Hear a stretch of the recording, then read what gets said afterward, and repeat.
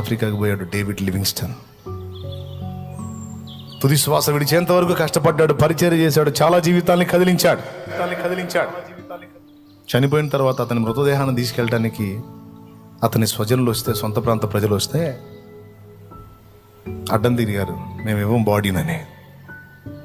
మా మనిషిరా నాయన, మీకు సేవ చేశాడంతే, మా మనిషిని మాకు ఇవ్వండి అంటే, సరే ఓ పని చేయండి, టోటల్ బాడీ మొత్తం మీరు తీసుకెళ్ళండి.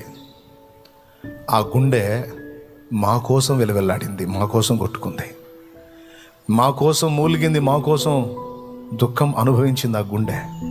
ఆ గుండె ఒక్కటి మాకు ఇవ్వండి. ఆ గుండెని తీసుకొని మిగిలిన టోటల్ బాడీని వాళ్ళకి ఇచ్చారు. మీకు తెలుసా, 2 సమాధులు ఉన్న వ్యక్తి డేవిడ్ లివింగ్స్టన్. వాళ్ళకి మనలాగా కుటుంబాలు ఉన్నాయండి, భార్య బిడ్డలు ఉన్నారు, ఇల్లు సంసారాలు ఉన్నాయి, వాళ్ళేమో ఒంటిగాళ్ళు కాదు.